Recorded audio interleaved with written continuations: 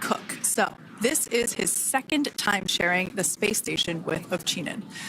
The Kansas native is a test pilot of a distinguished graduate of the United States Air Force Academy. Nick spent 5 months in Iraq in support of Operation Iraqi Freedom. He voluntarily transferred from the United States Air Force to U.S. Space Force in 2021 and is an active colonel. His wife, Katie, is a retired U.S. Air Force colonel, and they have 2 sons. NASA astronaut Sunny Williams is a mission specialist for Crew 9. This was her 3rd visit to the space station. She originally launched aboard Boeing Starliner spacecraft and arrived at the space station on June 6th. And it looks like we are beginning to get some views inside the spacecraft, overlooking the shoulders of the crew on board Dragon. We'll continue to bring you those views throughout the day and views throughout splashdown this afternoon rather. But to jump back into a little bit more about Sunny, she became an Expedition 71-72 crew member, and she logged 286 days in space on this mission. But she actually has a total of 608 days in space, the second most time in space by a U.S. astronaut. Former NASA astronaut Peggy Whitson ranks first for the U.S. with 675 days in space. She conducted 2 spacewalks and has completed 9 over the course of her career for a total of 62 hours and 6 minutes of spacewalking time. She ranks 4th on the list of cumulative time spacewalking by a female astronaut. And she has flown on 4 different spacecraft types, including the Space Shuttle, Soyuz, Starliner, and now Dragon. Previously, she served on Expedition 14 and 15 in 2006 and 2007, and again with Expedition 32 and 33 in 2012. She's a retired U.S. Navy captain and is a proud graduate of the U.S. Naval Academy. NASA astronaut Butch Wilmore is also serving as a mission specialist today. This is his 3rd spaceflight and, just like Sunny, logged 286 days in space. He conducted 1 spacewalk and completed 5 over the course of his career, earning him a total spacewalking time of 21 hours, 2 minutes. He's flown on 4 different spacecraft types throughout his career: the Space Shuttle, Soyuz, Starliner, and now Dragon. Previously, the Mount Juliet, Tennessee native served on STS-129 in 2009 and Expedition 41 and 42 from 2014 to 2015. Wilmore is also a retired captain in the U.S. Navy. And Alexander Gorbanov is a 3rd mission specialist serving on today's mission. Crew 9 was his very first spaceflight to the space station, earning him a total of 171 days in space over the course of his career. Gorbanov, along with Nick Hague, saw the arrival of 4 visiting vehicles and saw the departure of 4 as well. The duo orbited the Earth more than 2,700 times during their mission. Before his cosmonaut selection in 2018, Gorbanov worked as an engineer for a rocket space corporation and helped support cargo spacecraft launches from the Baikonur Cosmodrome in Kazakhstan. To prepare for upcoming events, Dragon is currently doing a couple of things autonomously. First, it's isolating the thermal control system fluid loops from the radiator. This system is what will help keep the internal temperature of Dragon very comfortable for Nick, Sunny, Butch, and Alexander during the reentry phase. Dragon is also initiating separation of the claw mechanism, which will terminate data, power, and fluid connections between the spacecraft and the trunk in preparation for that trunk separation that I mentioned earlier. Now, as we saw before, we are hoping to get more views inside of the Dragon capsule. We will bring those, of course. We want to see more of our 4 crew members. But now a bit more of the Dragon Freedom capsule. It has flown on several missions for NASA. It first launched April 27th, 2022. To the International Space Station on NASA's SpaceX Crew 4 mission. It was subsequently used for 2 private spaceflight missions to the space station for Axiom Space, Axiom Mission 2 in May 2023, and Axiom Mission 3 in January of 2024. And of course, Crew 9 launched last year, is September 28th. So yeah, a little bit about the Dragon Freedom capsule. Here, a view that we have once again between the shoulders of Commander Nick Hague, who is on the left-hand side of your screen there, and Mission Specialist Alexander Gorbanov there on the right. That's right, Kate. And the next major milestone that we're looking ahead towards this afternoon is claw separation. We're targeting that claw separation at 2:05 p.m. Pacific time this afternoon, so less than 10 minutes from now. Continuing to get some views inside Dragon Freedom. To the far left there is NASA astronaut Butch Wilmore, and as you can see, the crew is suited up in their spacesuits. They are suited up in what we call dynamic phases of flight. So when they launch, when they dock, when they undock, when they return back for splashdown. We might hear some call-outs on the loops about putting their visors down. That will happen just prior to deorbit burn. And you'll hear us pause when some of those communications happen. That's because we want to make sure that we are relaying the best information to you all, and so that you hear it as well. So if you do hear us pause, that is what we're doing. You also see they have their on there, and I know the gloves are pretty unique on the Dragon spacesuits, right? They're custom created? Yes. The spacesuit overall is custom fit for each astronaut. These gloves enable usage of the touchscreen panels that they have in front of them.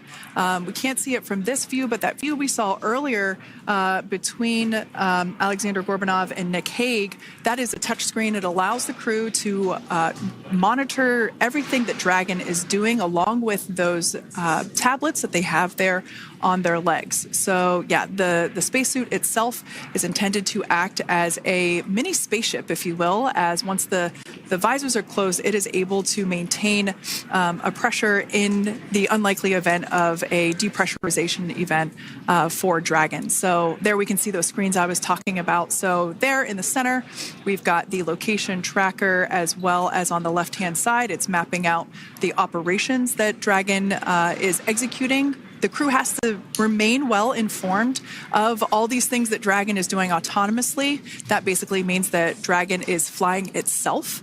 The crew has the ability to gain control of the capsule if necessary, but the capsule is essentially going to bring itself home. But of course, in order to be familiar with Freedom, SpaceX, deorbit sequence start in 5 minutes.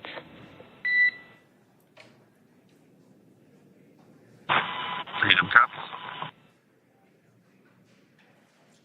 And so we did hear that call out for the deorbit sequence start to begin here in 5 minutes. That call from the ground came from the core, or crew operations resource engineer here in Hawthorne, mission control just behind us. And that went up to Commander Nick Hague. He's going to be doing the majority of the communications during the flight downhill today through splashdown, and they'll be communicating with the core all along the way. Now, we did mention that they are flying on Crew Dragon Freedom. The naming of spacecraft has gone all the way back to the very beginning of this human spaceflight program. This is a nod to Alan Shepard naming his spacecraft Freedom 7 during the Mercury program.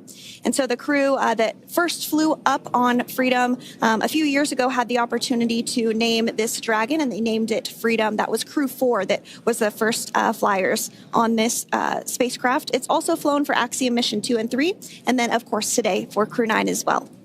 Yeah, actually, fun fact about this particular capsule, of those 4 missions that Sandra just mentioned, we have seen daytime splashdowns for 2 of those. Today will mark the third daytime splashdown. So there's something lucky about this particular capsule that gets daytime splashdowns. Nighttime is great because we can see even more clearly the capsule streaking through, but I personally love the daylight views because we really get even better views of the recovery team operations during that phase of the mission. Yes, absolutely. And if you follow along with our missions, you'll know that sometimes weather is a watch item when it comes to undocking and splashdown. We do splashdown in the water, so we want to ensure that parameters like wave heights and wind speeds and precipitation, lightning, all of that is looking good for the crew and the safety of those recovery personnel. And today the weather is just pristine. We got off of space station on the very first attempt. So I'm joking around and saying that it was because it was St. Patrick's Day and we got really lucky with the weather. I wouldn't disagree with that. Speaking of weather, we will be hearing from Core probably around 2:20-ish. Typically, before we enter the period of loss of signal or LOS, we will hear an entry briefing from the core, the Crew Operations Resource Engineer, and they will deliver important information like updated anticipated splashdown and loss of signal times to the crew, as well as the wave height and wind speed. So we'll be standing by to listen in on those. Like I said, that will happen shortly after. Typically after trunk separation. I can't quite remember if it's before or after deorbit burn. It must be before. But in any case, we'll be hearing all of that coming from core. In fact, that individual is seated there in the room on your screen. That is SpaceX Mission Control in Hawthorne, California. That room is located just over our shoulders.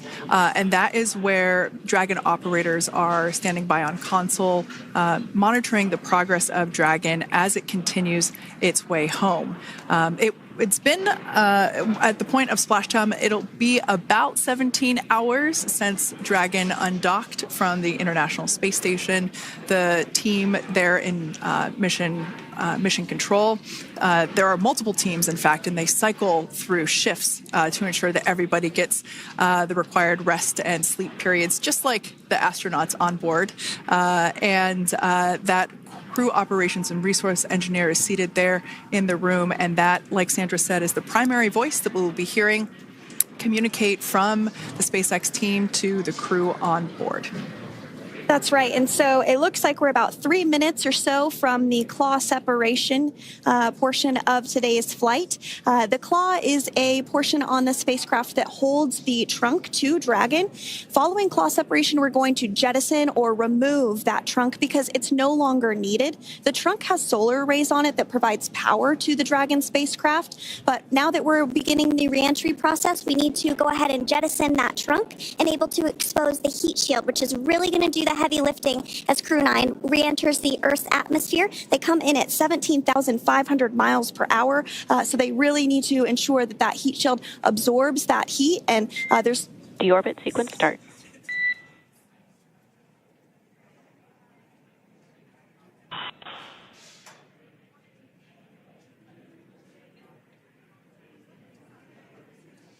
And so we did just get communications there that the deorbit sequence start has begun. So here in just a couple minutes from now, we expect to hear information or a call back about the claw separation having begun. And again, that kicks off that trunk separation portion that I was discussing to remove that, expose the heat shield, and then eventually we'll have the deorbit burn. And we'll continue to walk you through all of these milestones as we approach them ahead of our splashdown at 2:57 p.m. Pacific time this afternoon, off the coast of Tallahassee, Florida. Yeah, we're very excited to bring the Crew 9 crew home. Sandra, we were talking about the trunk separation. That trunk is on a trajectory that will re-enter in the atmosphere and break up upon that re-entry. The heat shield itself is one of my favorite parts of the Dragon capsule. It is the workhorse of the re-entry phase. It will work to protect the Dragon capsule and the crew members on board during the re-entry phase as the temperatures outside of the capsule build up to, I believe, about 3,000 degrees Fahrenheit in excess of. And meanwhile, the interior of Dragon stays a very comfortable temperature. That heat shield does a lot of the work, and we'll see that plasma build up on the exterior of the capsule. As a result of the plasma that builds up, we will lose communications with the crew. This is known as loss of signal, or LOS. This is roughly a 10-minute period on average, even less than. I believe today it is probably about 6 or 7 minutes long. It kind of depends on the mission, and it happens for every Dragon capsule that re-enters the atmosphere. Due to that plasma buildup, we're not able to communicate or command the capsule, so we stand by while we wait to regain communication after we pass through that period of loss of signal and get what's known as AOS, or acquisition of signal.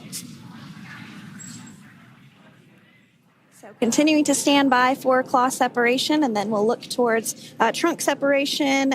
It'll be just about a minute or so after that. That happens pretty rapidly in succession. Some of our milestones will take a little bit longer throughout the day. For example, we will have a deorbit burn after that will take about 7.5 minutes and helps get Dragon set up in the right trajectory to splash down in the Gulf off the coast of Florida.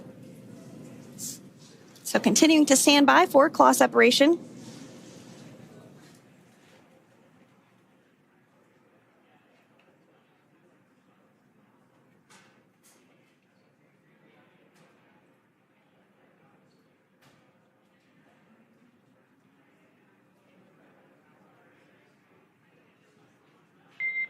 Nominal trunk jettison. All right. Freedom copies. Great news there. That trunk has been jettisoned from the Dragon capsule. So the claw was separated. That's the mechanism that connects the telemetry and power between the Dragon capsule and the trunk. In order to expose the heat shield underneath Dragon, we had to jettison that trunk, and so we just got confirmation that that has happened. So that is great news.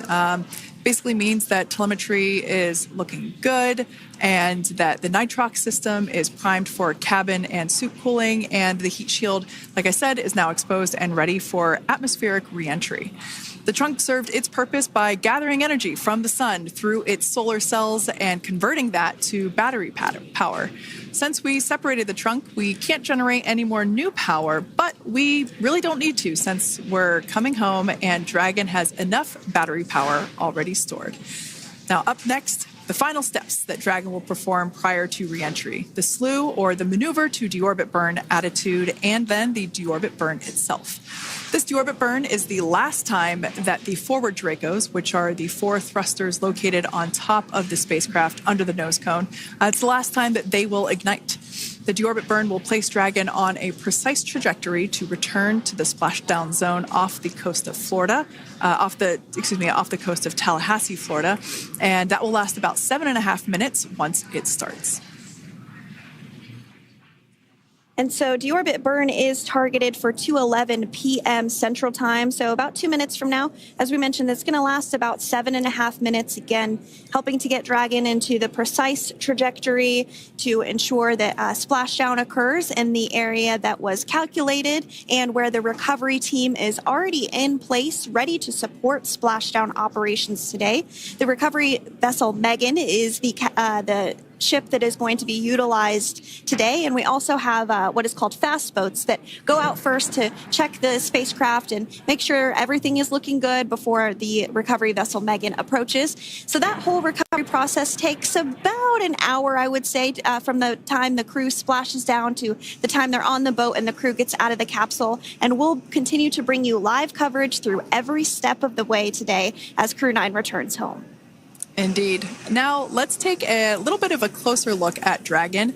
One of the great things about being close to the space station is that we can use space station cameras to look at Dragon. But now that Dragon is on its way home, we don't have those external cameras. So here's an animation of what the capsule looks like. We've got the pressurized section, the capsule on the top, and the trunk, or the unpressurized section, on the bottom. That's where those solar panels that we manufacture in-house are located, soaking up the energy from the sun and turning it into power for the capsule.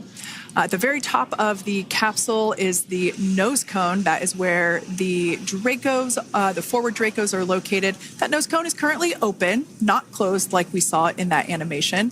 Once we get through the final maneuverings for the re-entry phase, we will close the nose cone capsule just before Dragon begins its atmospheric entry to protect that forward hatch there located along with those forward Dracos. So go ahead. Oh, that's right. I was going to mention that the nose cone does open shortly after launch, and it remains open the entire time that Dragon is docked to the International Space Station. So as an example for this particular spacecraft, Freedom, since September when it docked to the International Space Station, remains open that entire time, and here shortly it will close for the very first time since September. So quick recap of what Dragon has done in recent history here. We basically began preparations for re-entry known as the deorbit sequence. So Dragon released the trunk. As we said before, we separated the claw, we released the trunk. It next will slew to the deorbit burn attitude. Slew basically meaning maneuver, so it will position itself correctly to execute that deorbit burn. We want the heat shield side to be facing forward, or first, if you will. We want that to be the leading edge of the Dragon capsule, as that heat shield is meant to basically be an ablative material for the heat that it will incur. Once we complete that deorbit burn attitude slew, we will initiate the deorbit burn itself. That will last for several minutes, expecting that to be to start here any moment now, actually, and then it will go until about 2:18 p.m. Pacific time or 5:18 p.m. Eastern time. And I did hear confirmation that deorbit burn is underway. As we mentioned, it's about a 7.5 minute burn. So within the last 10 minutes, Dragon has jettisoned its trunk and initiated the deorbit burn just seconds ago. As mentioned earlier, for those operations, NASA and SpaceX closely coordinate with the United States Coast Guard to establish a safety zone to ensure public safety and for the safety of those involved in the recovery operations, as well as the crew on board the returning spacecraft. Multiple notices are issued to the mariners in advance of and during recovery operations, and Coast Guard patrol boats are deployed to discourage boaters from entering the splashdown zones. So we do want to stress to the public the need to respect this safety zone. Recovering a spacecraft from the water is a hazardous operation, and any other boats interfering increases the risk to not only the astronauts in Dragon, but the teams working to recover them from the water and the safety of those that may come too close. So for the safety of the crew, which you see there on your screen, your safety, we recommend you sit back and watch as we'll continue to bring you the best possible views of our astronauts' homecoming. Yeah, as I mentioned earlier, this deorbit burn is the last time that we will utilize our 4 forward Draco thrusters. Forward basically meaning at the top of the Dragon capsule.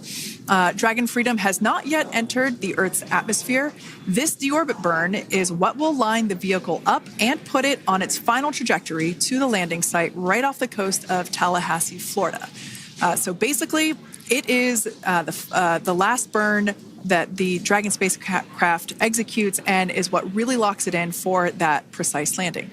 As you can see on your screen right now, Nick, Sunny, Butch, and Alexander are using their screens to keep tabs on the burn duration, the Draco firings, and trajectory details such as entry angle, spacecraft perigee, and how much distance remains until deorbit burn termination. As I mentioned earlier, Dragon is flying itself. So all the crew has to do is stay strapped into their seats and keep tabs on things. Although I must say, if I had one of those window seats, it would be pretty difficult to restrain myself. Now, with Nick, Sunny, Butch, and Alexander ready to deorbit and splash down back on Earth, they will be heading to one of 8 targeted sites supported by SpaceX and NASA. All of these sites are located off the coast of Florida, either in the Gulf of America or the Atlantic Ocean. Spreading the supported sites across multiple locations helps maximize the return opportunities for this mission and future crews, lowering the chance that we'll have to wave off due to bad weather. For those of you following along, you'll know that today's splashdown marks our final Dragon recovery on the East Coast. After 6 great years of successful recovery operations off the East Coast, we'll be moving all Dragon recovery operations back to the West Coast. And as always, NASA and SpaceX jointly select our splashdown location. And for today, the prime recovery site is off the coast of Tallahassee, Florida. The selection process works with a lot of different variables, including the space station's orbital trajectory or path that it follows, what landing sites are available and have favorable weather, how much free flight capability Dragon has for the trip home, and the sleep schedules for the returning crew members, as well as, of course, the big one, the weather. We'll start with calculating daily return options based off of the space station's current orbit and Dragon's capabilities to maneuver and line up for re-entry. The time from undock to landing at the primary site can vary from less than 6 hours to more than 39. Getting home the quickest comes with some obvious benefits, but we always have to make sure the crew is properly rested for dynamic operations, preventing us from scheduling 20-plus hour days for them, of course. Trajectory and ballistic experts provide the daily opportunities that would line up Dragon with the 7 landing zones and split them into what we call ascending and descending opportunities. Dragon uses its Draco thrusters after leaving station to execute a series of altitude-lowering maneuvers and to line up with the selected primary site. It can also change to different alternative sites while in a free flight if sudden weather moves in that we may need to avoid. So, as we mentioned, weather is something we're constantly looking at, making the final call to proceed about 2.5 hours before the crew undocks. So for the Crew 9 return, we looked at a number of weather items. Some of the obvious ones are no rain or a chance of lightning in the recovery zone, both for the safety of the crew inside Dragon and the recovery teams in the water. And we're also looking for wind speeds to be less than 15 feet per second or about 10 miles per hour, and relatively calm seas so that we can safely execute recovery operations, which includes landing a helicopter on the recovery ship to fly Nick, Sunny, Butch, and Alexander back to Florida. Once Dragon began flying today, we had a number of additional checkpoints to either proceed towards the primary site, head to the alternate, or select a new zone based on real-time weather data. These checks happened all the way up until we were in the final hours before the deorbit burn, which has just about a minute or so left in it. And this is the last burn in the trip home that commits Dragon to re-entering the Earth's atmosphere. Now, we are currently waiting to conclude the deorbit burn. We've got less than a minute until that finishes. We will expect to hear a call out for nominal burn, which will confirm completion of that deorbit burn for Dragon Freedom. We can see images there from the touchscreen display panels that the crew utilizes in flight. We can see the visualization of exactly which one of the 4 forward Draco thrusters are firing. That's why you have kind of like a strobe effect there.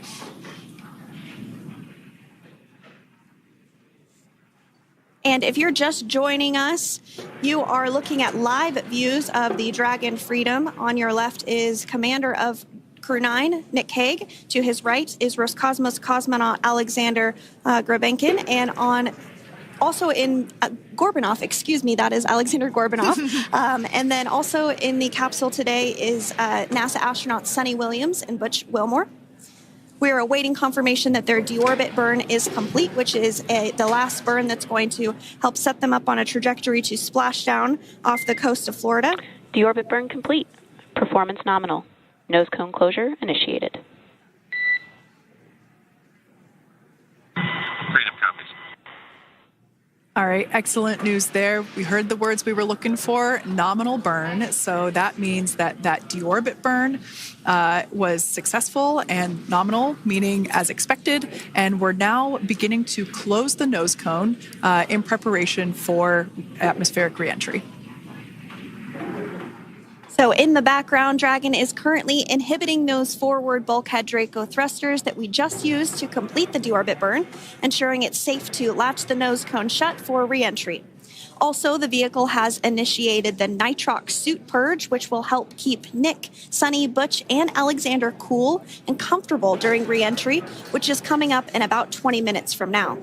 At this point, the nose cone is closing and protecting the forward hatch for reentry, and the crew are using their screens to continue to monitor the locking of the nose cone, which is done by a set of hooks. And as we mentioned earlier, that nose cone has remained open since September, so this is the first time it's closing in a few months. Yeah, that's absolutely right. Now, we will be expecting, as I mentioned before, an entry brief from SpaceX Core. Again, that's the crew operations resource engineer who is seated in that room that you see there on your screen. That entry brief will provide updated times for anticipated splashdown as well as the loss of signal or period of LOS. And that briefing will also give us information such as wind speed and wave height at the expected splashdown location. But all in all, everything has been great today. All events have been executed on time as expected, and we are looking forward to a splashdown of the Crew 9 crew at about 5:57 p.m. Eastern Time or 2:57 p.m. Pacific Time. Between now and then, things are going to start moving quite quickly. In fact, if anything, this will have seemed like the slower part of the reentry phase. We're going to go through, like I said, that period of loss of signal, or LOS. That period is a few minutes long where we are unable to communicate or command the capsule due to the plasma that builds up on the exterior of the capsule. That period, like I said, lasts for a couple minutes. You will start to hear SpaceX Core hail the Crew 9 crew a little bit earlier than expected, because we, in the past, have actually regained communications a couple minutes earlier than initially anticipated. So we'll go through that period of loss of signal, that entry period, that specifically when the Dragon spacecraft is re-entering through the atmosphere. Approximately at about 18,000 feet, when the capsule is traveling at 350 miles per hour, we will see our first views of parachutes for the day. It's one of my favorite moments of return sequences, is when we get to see the drogue parachutes. We'll see the drogues come out. Those drogues will help slow the vehicle down to about 119 miles per hour. And then that is when the main parachutes will come out from the Dragon spacecraft, and then ultimately end in splashdown. And we are hearing confirmation that the nose cone is closed and everything was nominal or as expected with that closure. So as we begin the second half of entry, Dragon is now beginning to inject cooled nitrox into the air being delivered to the spacesuits worn by Nick, Sunny, Butch, and Alexander. Again, this is what will allow the crew to remain comfortable while external temperatures reach 3,500 degrees Fahrenheit as they re-enter the Earth's atmosphere. So the heat shield is pointing forward, leading Dragon to the landing site. Yeah. Now, speaking of the heat shield, Dragon's primary heat shield is comprised of PICA 3.0, which stands for Phenolic Impregnated Carbon Ablator. The first-gen PICA was initially developed by NASA for studying and sampling comets within our solar system. SpaceX partnered with NASA to develop PICA-X, which was the second-generation product used on all Dragon 1 cargo resupply service missions that resupplied the International Space Station on 20 missions. PICA 3.0 was developed specifically for use on Dragon 2 crew and cargo, with enhanced structural and thermal capabilities that allowed the heat shield to be even more effective in the way that it utilized the ability to make that heat ablate as it goes through the Earth's atmosphere.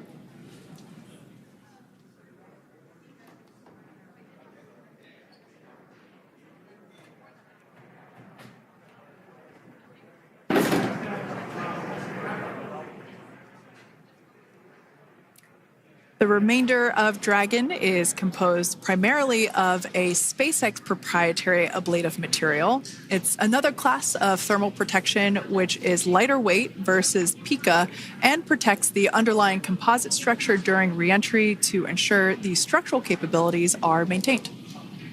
While Dragon will experience temperatures well over 3,000 degrees during peak reentry conditions, the characteristics of the thermal protection system, coupled with the environmental control and life support system in the pressurized interior, will ensure that Nick, Sunny, Butch, and Alexander stay cool and comfortable during all phases of reentry through splashdown. Now, if you've just recently joined us, we hope to regain views of our crew members inside Dragon Freedom. But we don't have those available at the moment due to ground station coverage. So we will bring those back to you as soon as we can. Now, after Dragon Freedom has re-entered the Earth's atmosphere, a series of parachutes will deploy to slow the crew's descent. First will be the 2 drogue parachutes, followed by the 4 main parachutes, and those will guide Dragon to its first contact with Earth since it launched back in September. Dragon will automatically deploy these parachutes when different pressure and positioning sensors on the spacecraft detect that they're at the right speed and altitude. Vehicle velocity at drogue deploy is approximately 350 miles per hour, and they deploy at about 18,000 feet. Now, when the vehicle velocity at main deploy is approximately 119 miles per hour, and they deploy at about 6,500 feet. When Dragon splashes down in the water, the vehicle velocity will be about 16 miles per hour, so you can really see how those parachutes help to slow down the crew inside the capsule. The highest G-load the crew is expected to experience today is about 3 to 5 Gs. Yeah, when you think about really fun roller coasters, they're about in that range. So I'm sure that our crew on board will be well equipped to experience those Gs. It's nothing for them. They go through much more intense training. And so we are continuing to make our way through a number of milestones today. We did have trunk separation. Freedom, SpaceX. Nose cone is secure for entry. Freedom copies.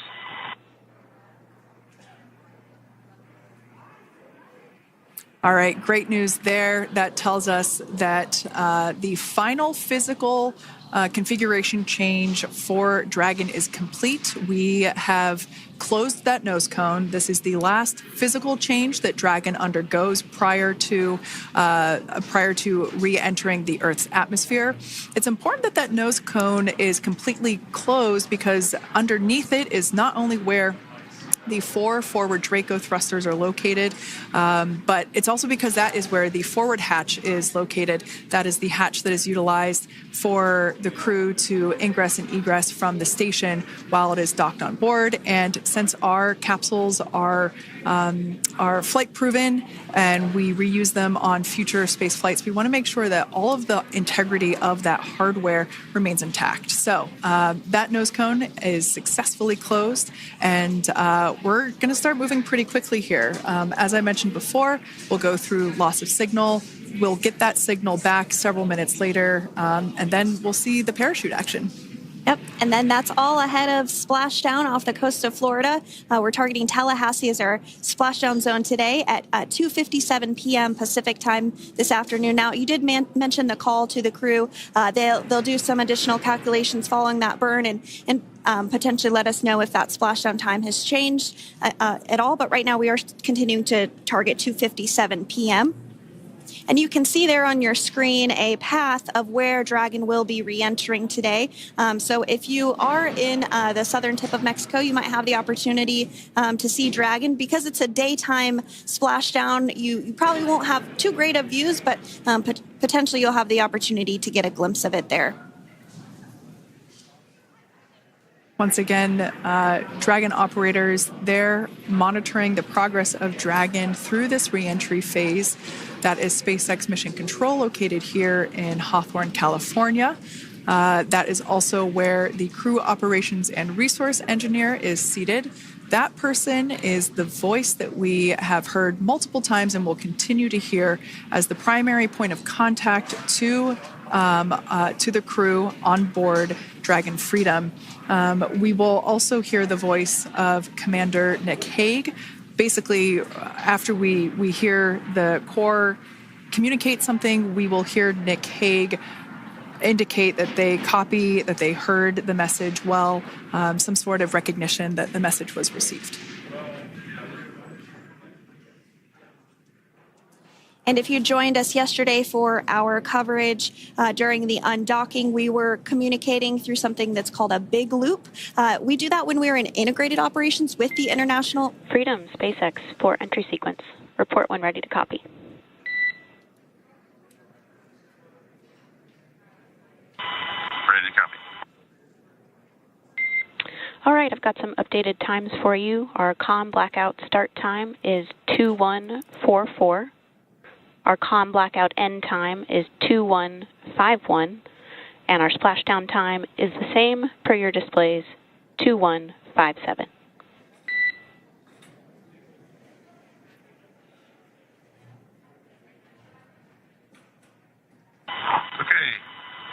understand, com blackout start 2144, stop 2151, splashdown per display.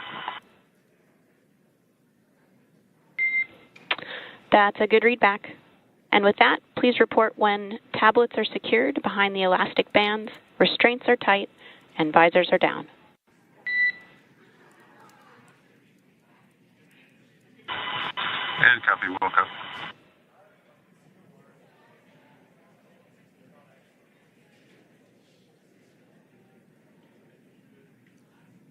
And with that communication from the Corps or Crew Operations Resource Engineer here in Hawthorne to Commander Nick Hague of Crew Dragon Freedom, we did hear that the loss of signal period is still at 2:44 p.m. Pacific, but we had a 1-minute adjustment to the acquisition of signal. That's going to now be at 2:51 p.m. Pacific time. However, our splashdown time remains the same at 2:57 p.m. Pacific time this afternoon off the coast of Tallahassee, Florida. So all good news there as Dragon continues to make its way home with the Crew 9 crew. As we've mentioned before, we are splashing down on the Gulf Coast. We have ability to splash down on either side of Florida, but the location site just outside of Tallahassee, Florida is the site that was selected today due to best recovery conditions. And as Sandra mentioned before, weather is always a watch item, but everything is looking great for that particular recovery location. So I'm sure once we start getting views from the recovery vessel, I have a feeling it's going to be a pretty beautiful afternoon. And we did mention that, of course, this is a daylight splashdown, so we should be getting some great views. We do have a couple of spacecraft called the WB-57, which are high-altitude planes that NASA utilizes during splashdown operations. Those are en route and going to be tracking the capsule as it makes its way through the atmosphere and should be providing some good views for us. Kate and I were just chatting about how we haven't had a daytime splashdown in a little while, so we're looking forward to the views along with you. Yeah. Nighttime views are also great because we can see that capsule streaking through the night sky quite brightly. So like Sandra, you said earlier, daylight will be a little bit less bright, but we will definitely be able to see the SpaceX recovery team operations much clearer. I could also imagine it's probably a little bit easier for the team themselves to do their work in daytime than at nighttime. We'll see them rush in really quickly with a couple of fast boats as they begin the initial safety checks and sweeps of the Dragon capsule while also retrieving the parachutes from the surface of the ocean. The recovery vessel, the main recovery vessel, will continue to make its way closer to the Dragon capsule. It is stationed a couple miles away from the actual recovery location, the splashdown location, for obvious safety purposes. So it takes a little while for that vessel to make its way over, but once it's closer, we'll have even better views of those recovery operations. And you may be wondering why sometimes we splash down in the daytime versus the nighttime. And believe me, we would all love for these operations to happen during regular daytime working hours. But unfortunately, orbital mechanics just doesn't quite work out that way. So it has to deal with the location of the International Space Station, as well as where the splashdown zone is on Earth and that trajectory, as well as the phasing. So as we mentioned earlier, sometimes we have phasing as short as 6 hours, sometimes in excess of 30 plus hours. It just depends on where the targeted area is that the capsule is going to splash down. So today's phasing has been 17 hours since undocking occurred at 10:05 p.m. Pacific yesterday evening for us here in Hawthorne. Early wee hours for folks on the East Coast and other areas of the United States. Yeah, but regardless of whether it's daytime or nighttime, the SpaceX recovery team has trained and practiced and rehearsed for it all. So regardless of daylight, they are really efficient with those operations. And but like you said, Sandra, it has been a minute since we have seen a daytime splashdown on a NASA SpaceX crew mission. The last daytime recovery was on Crew 4, which was the debut flight for the capsule flying today, the spacecraft known as Dragon Freedom. And so, yeah, kind of a fun fact there in terms of the timing of that daylight splashdowns. once again standing by for more communication with the crew. The next event that we have coming up is the start of that period known as loss of signal. That is the period still expected at 2:44 p.m. Pacific time. This lasts for several minutes while the capsule is making its way through the Earth's atmosphere. The heat shield located at the bottom of the capsule really doing all the work at that point in time in terms of using the atmosphere to slow the capsule down from its orbital speeds of 17,500 miles per hour. Our tablets are secure, restraints are tight, and visors down. We are configured for entry. Freedom, I copied. Tablets are secured, restraints are tight, and visors down.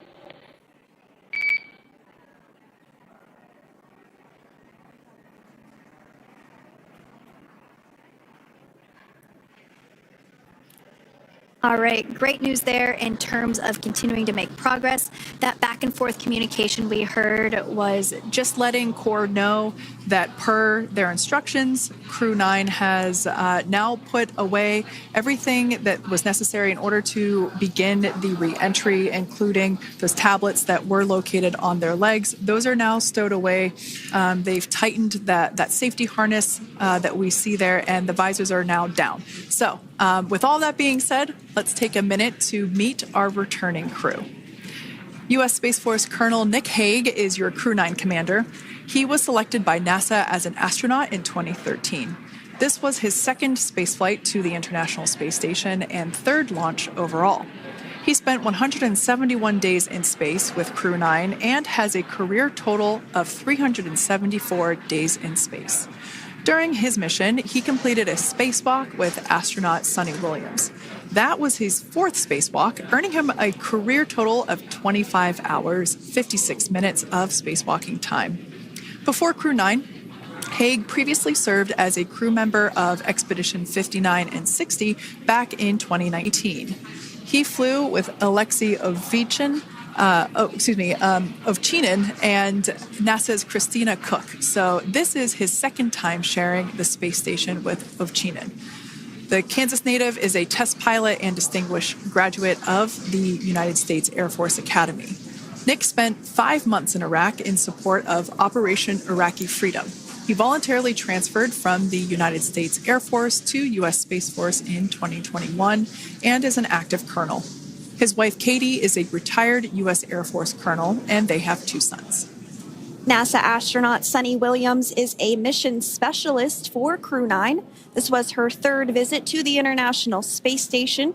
She originally launched aboard Boeing Starliner spacecraft and arrived at the space station on June 6th.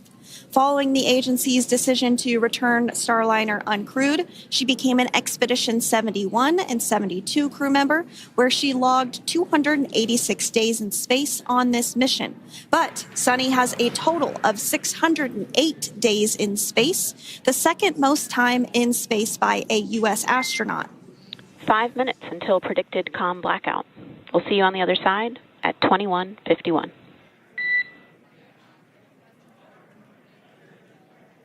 21:51. Talk to you soon.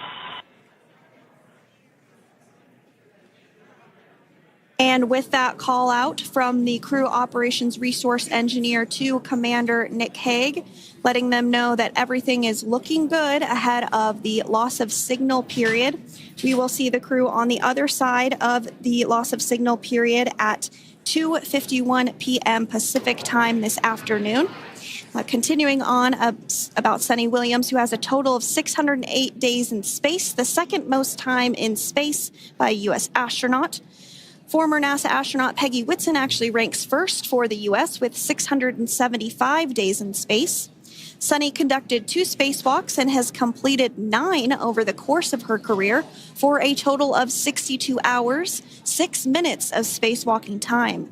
She ranks 4th on the list of cumulative time spacewalking by a female astronaut, and she has flown on 4 different spacecraft types, including the Space Shuttle, Soyuz, Starliner, and now Dragon.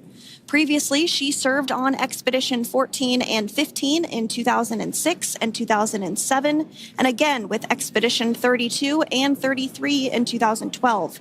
She's a retired U.S. Navy captain and is a proud graduate of the U.S. Naval Academy and was the first astronaut to run a marathon in space.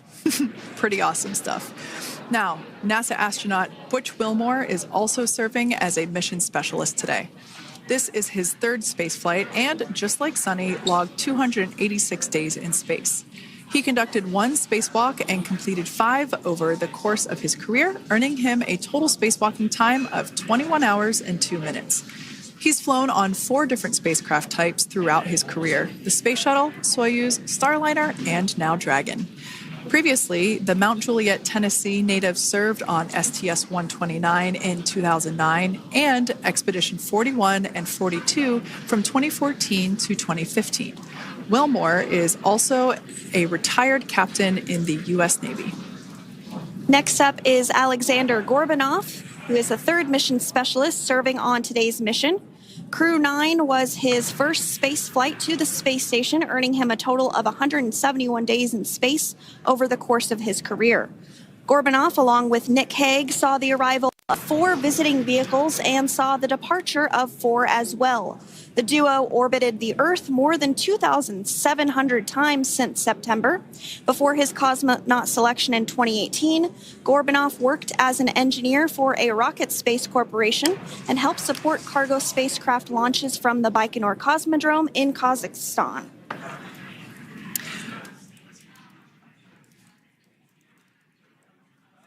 So if you are just joining us, we are continuing to bring you live coverage of Crew 9's return to Earth following their mission aboard the International Space Station, where they completed science and research investigations. We are targeting splashdown off the coast of Florida at 2:57 p.m. Pacific time. The next major milestone that we'll look ahead towards is what we call loss of signal, or LOS, when we won't have communications with the crew because they will be re-entering the Earth's atmosphere. And during this process, there is plasma that builds up around that heat shield, so we are not able to communicate with the crew, but we are anticipating to regain communications with the crew at a short time from now at 2:51 p.m. Pacific time today. As we said before, everything continues to look good for the return of the Crew 9 team. We are about to go into that period of loss of signal. Once we get views of the crew inside the capsule, once again, we will be sure to bring those to you. But that period of time is when plasma is building up on the exterior of the capsule, generating heat in excess of 3,500 degrees Fahrenheit. So we are unable to communicate or command the spacecraft at that time. And that includes, unfortunately, video feeds as well. So as soon as we get the views back inside Dragon, we will bring those to you. But until then, we are going to stand by and continue to monitor the progress of Dragon. Like Sandra just said, we are anticipating the blackout period to begin at 2:51 p.m. Pacific time, 5:51 p.m. Eastern time.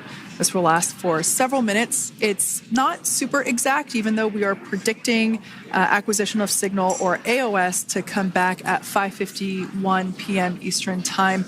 In the past, we have regained communication sometimes a little bit earlier than that, so we'll probably start to hear Core begin to hail Crew Dragon a minute or two prior to that anticipated acquisition of signal. But right now, Nick, Sunny, Butch, and Alexander are seated in their seats inside Dragon Freedom. Their visors are down, and they have put away or stored the tablets they had located on their upper leg to monitor Dragon's progress.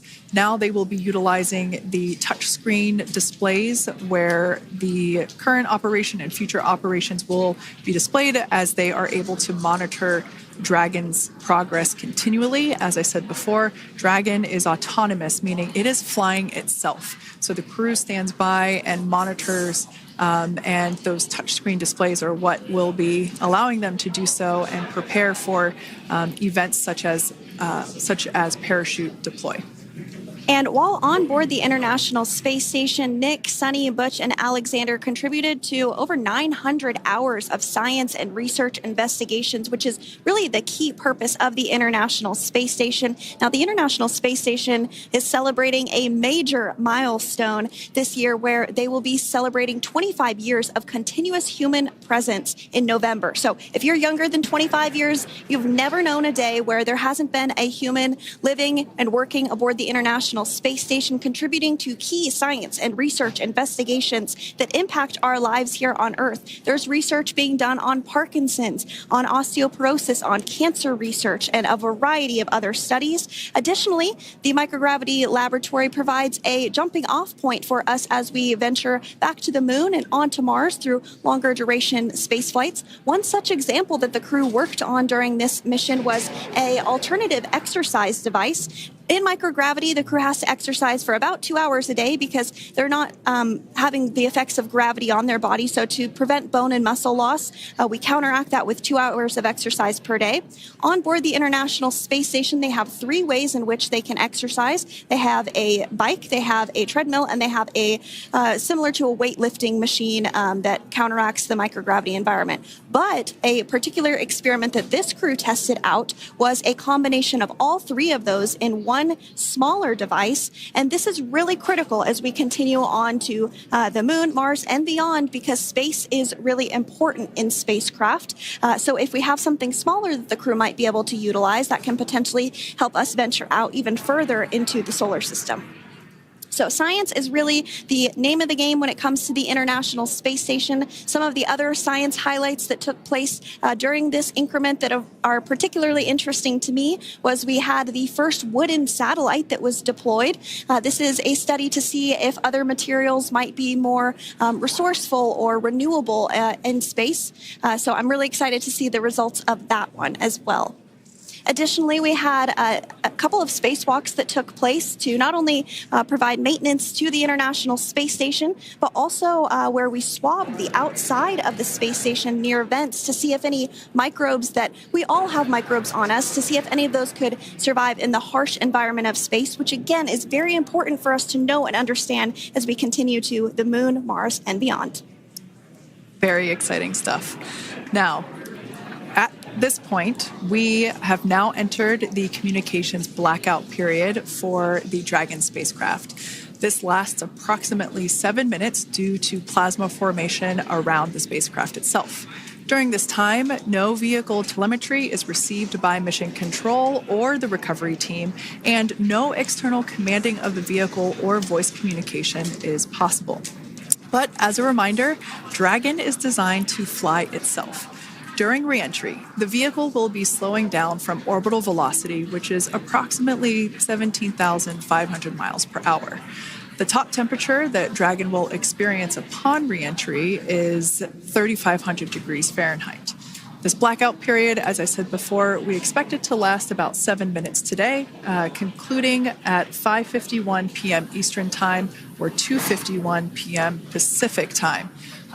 We right there have our first view of Dragon Freedom coming home to Earth. And that view is from the WB-57, which is one of NASA's high-altitude planes that is tracking. Now, because of the way that this camera is configured, it does look like it is dark, but it is indeed daytime, and you're beginning to see that plasma trail as Dragon re-enters the Earth's atmosphere. All of that is expected. We are anticipating an acquisition of signal around 2:51 p.m. Pacific Time, so just minutes from now, and you may hear the core begin to hail out or call Dragon for communications and see if we can potentially get communications with them a little bit earlier. Following this, we'll have two events in rapid succession. We'll have the drogue parachutes deploy at 2:53 p.m. Pacific, followed by the mains just 1 minute later at 2:54 p.m. Pacific time, ahead of a splashdown at 2:57 p.m. Pacific time off the coast of Tallahassee, Florida.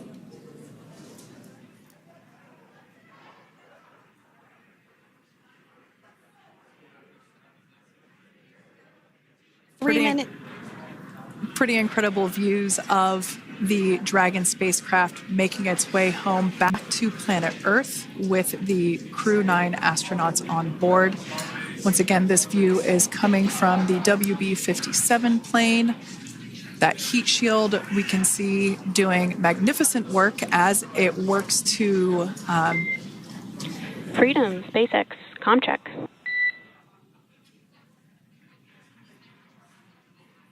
All right, we're going to start hearing the SpaceX Crew Operations Resource Engineer.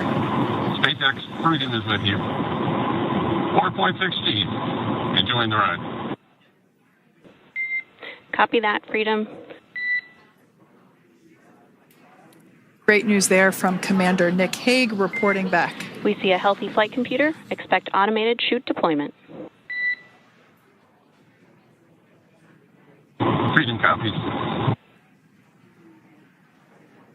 Like we said before, things moving very quickly as Dragon Freedom makes its way home.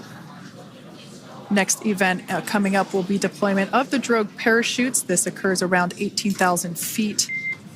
GPS has converged. Expect nominal altitude for drogue chute deployment.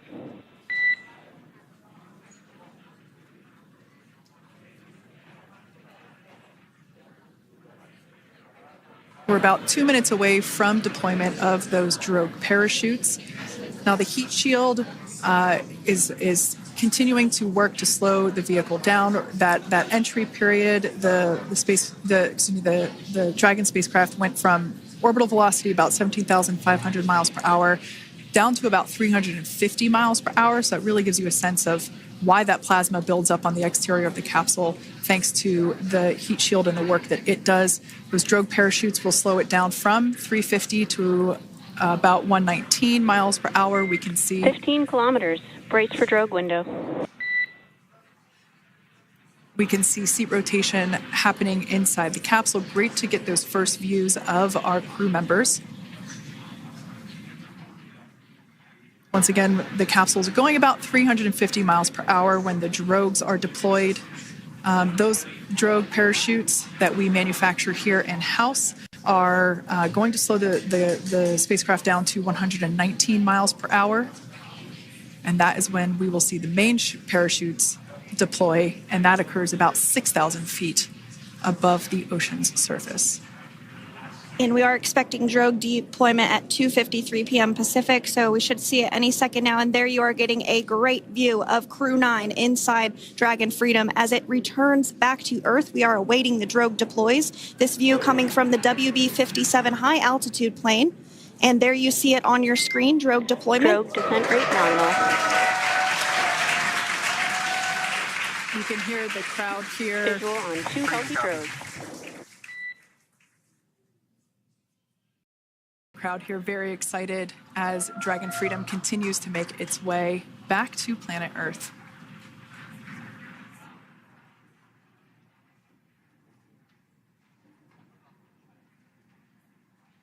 Next up, we'll stand by for the main deployment of the parachutes. The mains are quite a bit larger. You'll be able to notice the difference on your screen once they deploy, and they continue to ensure that the Dragon spacecraft slows down even further. As we mentioned, Freedom will be traveling 16 miles per hour when it splashes down off the coast of Tallahassee, Florida, here at 2:57 p.m. Pacific time this afternoon. And there we go. We have visual on 4 healthy mains.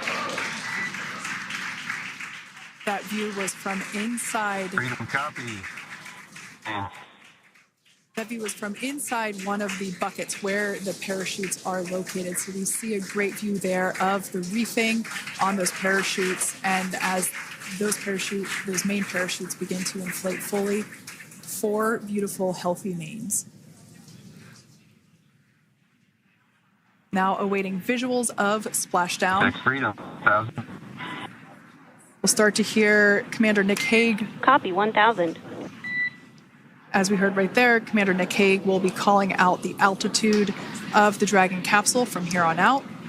Landing in water is simpler and provides more margin against unlikely parachute issues. You can see those parachutes continuing to slow the Dragon capsule down. And if you're just joining us, you're looking at 800 meters. a live view of Crew 9, just minutes away from splashing down off the coast of Tallahassee, Florida. Splashdown 2 minutes from now at 2:57 p.m. Pacific. We do have 4 healthy mains really doing the job there. Just breathtaking views of a calm, glass-like ocean off the coast of Tallahassee, Florida. Crew 9 just minutes away from splashing down. This is really such an incredible shot. That Copy, was 600. That was a live view from our recovery vessel, Megan, which is stationed a couple miles away from the splashdown site. We can see the crew there using their restraints as resting places for their arms. They were just in space moments ago, so their arms were able to float freely. 400 meters. This is a gorgeous bluebird day here that we have for the splashdown of Crew 9. It's incredible to think that the Dragon capsule just minutes ago was going over 17,000 miles per hour and now gently coasting to a soft splashdown. 200. Copy, 200 meters. Brace for splashdown.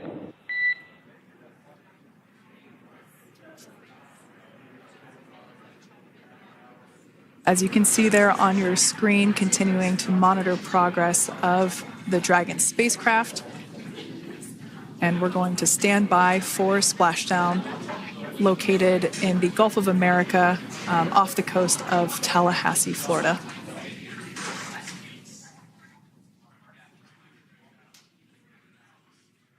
And splashdown. Crew 9 back on Earth.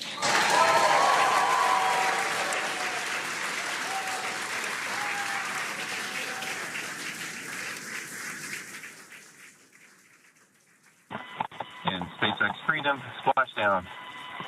Good main release. Copy, splashdown. We see main chutes cut. Nick, Alex, Butch, Sunny, on behalf of SpaceX, welcome home.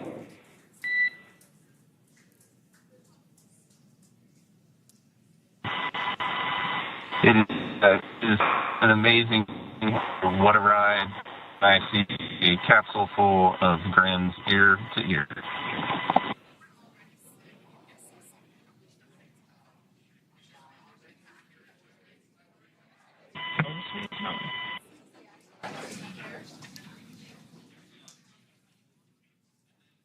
And as you can see on your screen, we have visual confirmation of splashdown. Dragon Freedom has returned home and NASA astronauts. System safety verifications are in progress. We'll report back when recovery personnel are en route.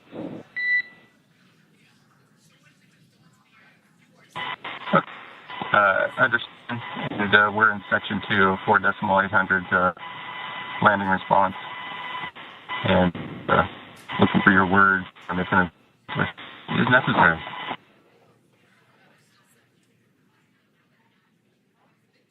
In the distance, we can see the recovery vessel making its way. Copy, you're in section 2 for the environmental assessment in 4.800. That is not necessary today. Understand.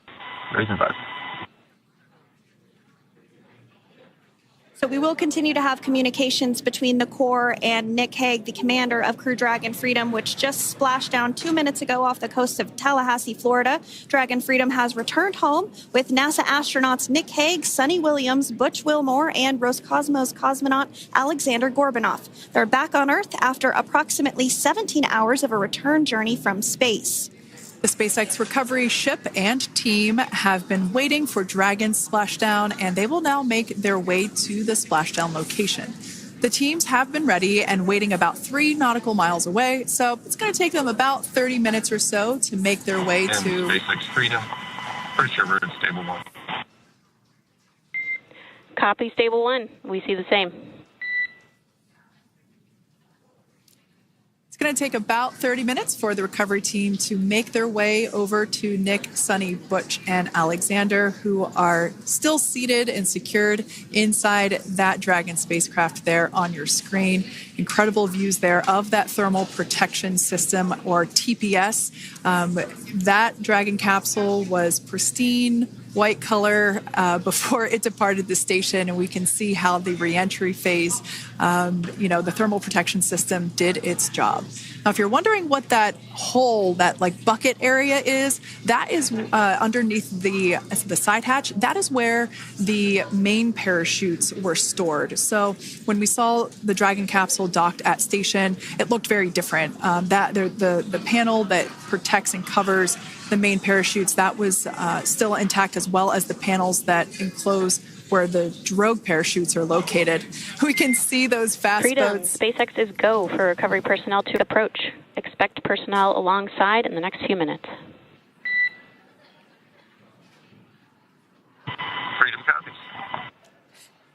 We can see those fast boats. We weren't kidding when we said they were fast. While it does take about 30 minutes for the main recovery vessel to make its way over to the capsule, these fast boats will be doing a couple of things simultaneously. A couple of them are going to be working to retrieve the parachutes that you see in the background there of this drone shot.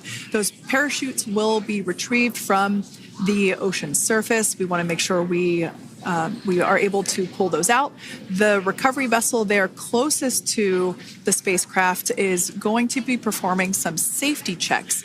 We can see there they're using an instrument that is basically working to detect if there are any hypergolic vapors or fumes that are still residing in and or around the Draco thruster nozzles or outlets. The hypergolic fuel, which is necessary for on-orbit burns to maneuver the spacecraft. Unfortunately, those hypergolics are unable to be breathed. They are toxic, and so this team here is doing those initial safety checks to make sure that it is safe for the rest of the recovery team to approach the spacecraft. They're also checking to make sure that any residuals from the pyros are safe and are not going to cause any issues. We can see the team working their way around the spacecraft to do these these sniff tests on all of those Draco thrusters. And as we continue to await the recovery of our Dragon spacecraft with NASA astronauts Nick Hague, Sunny Williams, Butch Wilmore, and Roscosmos cosmonaut Alexander Gorbanov inside, Dragon has autonomously completed several steps to safe itself following splashdown. We are continuing to see Dragon in what is known as Stable 1 configuration. That's kind of the ideal configuration following splashdown. It's upright, and the Dragon capsule is in the right configuration for it to be hoisted into the recovery vessel Megan, which you do see a little ways off in your screen approaching. Dragon will continue to remain live on air with you through that recovery process, all the way through the point where the crew is extracted from the Dragon spacecraft. Now, if you are just joining us, the mission has gone smoothly so far. Dragon successfully splashed down off the coast of Tallahassee, Florida at 2:57 p.m. Pacific, 5:57 p.m. Eastern Time this afternoon. Approximately 17 hours prior to splashdown, Dragon autonomously undocked from the International Space Station, completed a series of departure burns, jettisoned its trunk section, and performed its final burn, the deorbit burn. This placed the Dragon spacecraft on a trajectory toward Tallahassee, Florida. Dragon successfully re-entered the Earth's atmosphere, followed by deployment of its parachutes to slow the spacecraft down to a gentle splashdown. We're now going to follow the Freedom. Hypergol sweeps and unfired ordnance checks are nominal. Rigging is in progress. Approximately 25 minutes until capsule lift. stand by for PMC with SpaceX Flight Surgeon. Copy. And so what we did just hear there was communications that those hypergol checks were complete. They didn't find any of that upon those checks, so we'll continue to move through the timeline. Next up is a process called rigging, which you see happening right now on your screen. This is when a SpaceX recovery personnel actually works to climb aboard the capsule and work through procedures ahead of lifting onto the nest of the recovery vessel Megan. We heard it's going to be about 25 minutes or so until that lift actually takes place.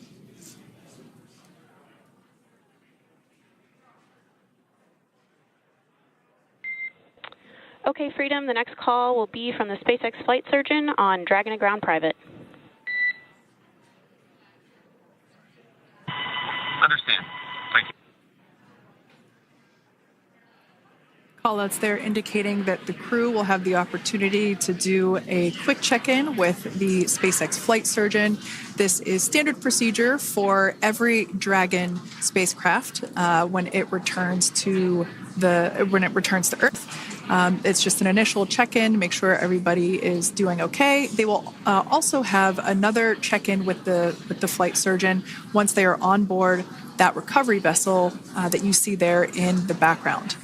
We can now see that SpaceX recovery team member they're on top of the Dragon spacecraft. They are going to be working to install plugs in the Draco thrusters to ensure that none of those, and to ensure that no more hypergolic fumes or vapors come out from the spacecraft. They'll also place harnessing around the spacecraft that are required in order to lift it out of the water.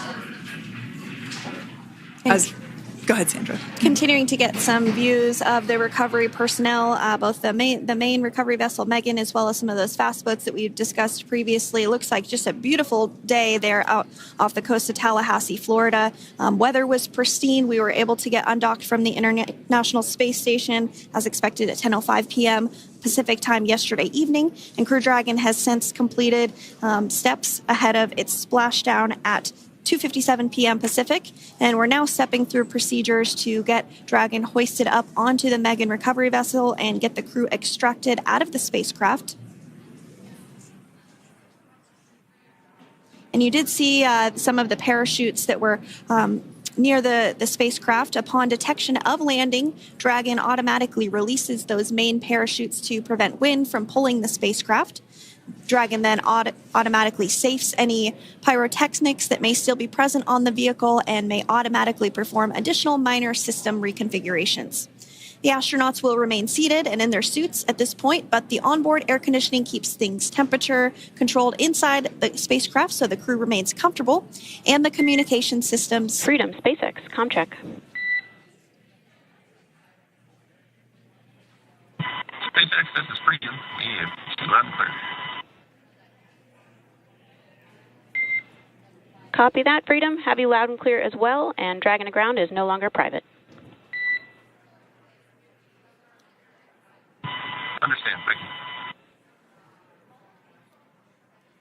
As we saw there on the screen, we have a couple of fast boats in the recovery fleet that have quickly moved into the splashdown location. They are being followed by one of the main recovery vessels, which will move into position upwind of the spacecraft. The two fast boats have very specific roles. Excuse me. The first approach is focused on immediate safety inspection, as we saw. They do this for spacecraft integrity and checking for any presence of those hypergolic propellant vapors. And this ensures that it is safe for the recovery vessel to approach Dragon. Once Dragon is cleared for full approach, as we heard is the case today, the team begins rigging the spacecraft for water recovery by the recovery ship. The second fast boat is responsible for parachute recovery and also serves as a redundant boat to the first one that makes the initial approach to the Dragon spacecraft. As we saw a little bit earlier, we were also able to see one of the recovery team members get on a jet ski to help gather up the parachutes that were automatically detached from the Dragon spacecraft upon splashdown. And it will take a little over 10 minutes for the recovery crew to complete their safety checks. Once they complete, the team will begin preparing Dragon to be lifted. And as you see, they are preparing for that to take place at this point. As part of the preparation for this lift, one member of the recovery team has climbed on top of the spacecraft already so they can attach Dragon's hoist rings and connect to the lifting lines. It will take us less than an hour to raise Dragon to the recovery boat and remove the crew from the spacecraft. After medical checkouts, the crew will return to land within 4 hours by helicopter. And if no additional medical assistance is needed, the crew will board a waiting NASA plane and depart for Houston.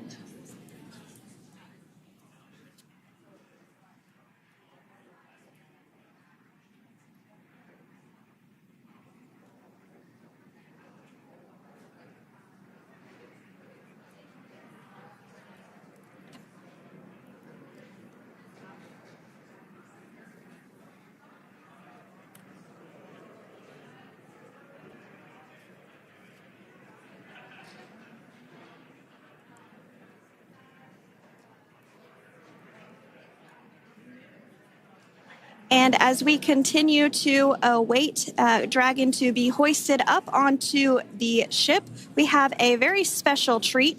NASA Public Affairs Officer Jaden Jennings, who is actually on the recovery vessel and had a bird's eye view of the splashdown today. Jaden, how are you? How was the view from the recovery vessel? Hi, Sandra. How do you hear me? I've got you loud and clear, Jaden. It's so great to hear you. Awesome. So splashdown, Sandra, was nothing Freedom, short of be advised. spectacular. We are transitioning the forward link. Comm will be unavailable for approximately 5 minutes. Freedom comes.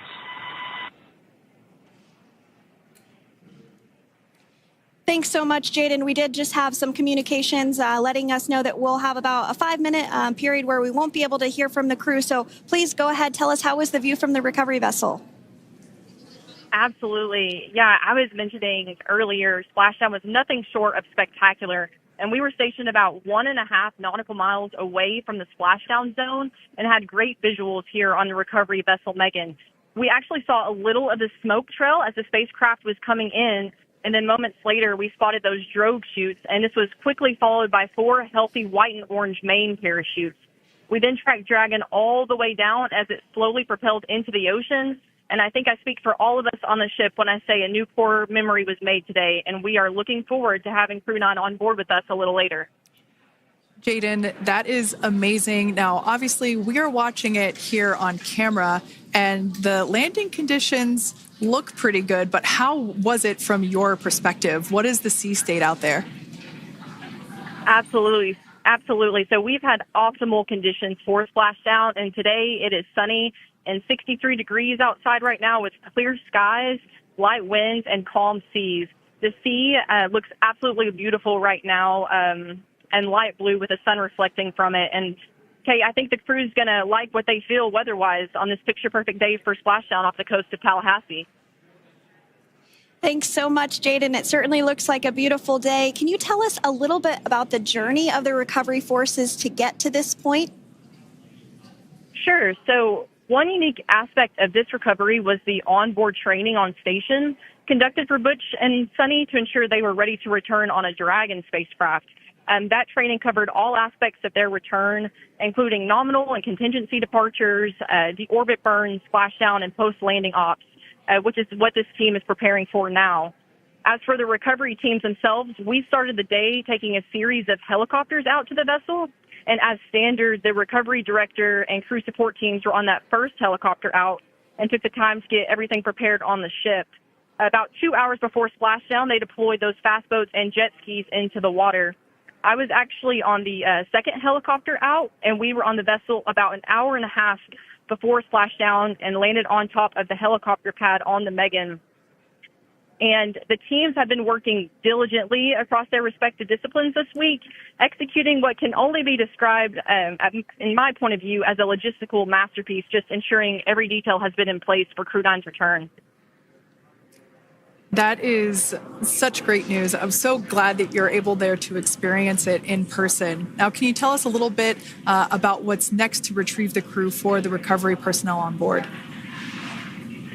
Yeah, Kate. So coming up next, Dragon will be hoisted into the on-deck translation system, or the nest, at the aft end of the ship, and then will be translated pretty quickly towards that egress platform.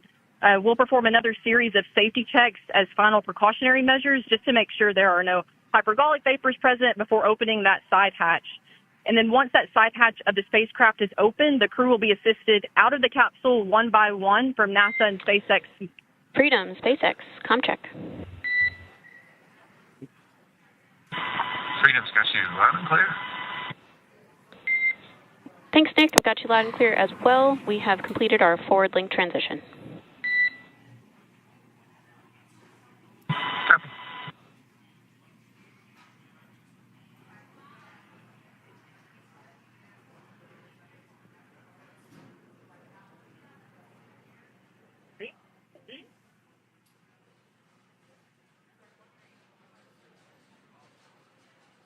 And Jaden, if you did just want to go ahead and let us know what is next to retrieve the crew, we are continuing to get some great views on our screen, but I know you have an even better view yourself.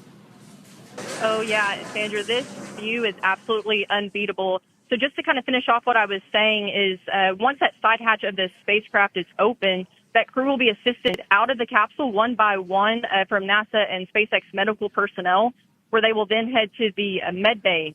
And after those medical checks, they will get on that first helicopter out and arrive at the airport, where they will then board a NASA plane and then head back to Houston, Texas at the Johnson Space Center to begin their post-flight period. And we're eager to see the Crew 9 astronauts back on Earth, and we'll keep you updated on every moment of this process. And with that, I'll toss it back over to you guys in Hawthorne. Thank you so much. That was Jaden Jennings, NASA Public Affairs Officer, who watched Freedom splash down firsthand from the recovery vessel. Megan, thanks so much, Jaden. So we are continuing to get these great views on our screen here of Freedom. As we mentioned, it splashed down at 2:57 p.m. Pacific time off the coast of Tallahassee, Florida. The recovery personnel are continuing to step through procedures to hoist Dragon onto the recovery vessel Megan there, which is now coming into view. You can see just how close Megan is at this point, and that's that helicopter pad that Jaden was just discussing, where the crew will fly off of onto the coast of Florida, and then eventually they'll fly back to Houston. Just underneath that helicopter pad is that translation deck where we will see the nest once it is loaded up with the Dragon spacecraft on board. The nest will be translated to the forward end of the recovery vessel, and that is where our Crew 9 team members will egress from the Dragon spacecraft. Now, here on your screen, we can see dolphins, actually, who want to come and play with Dragon. Now, one of the fast boats there in place, working to assist the recovery team member. It's incredible. I just love these views. We really see them even better in daytime, but just seeing the recovery team work in tandem to step through each step, to step through each operation. Obviously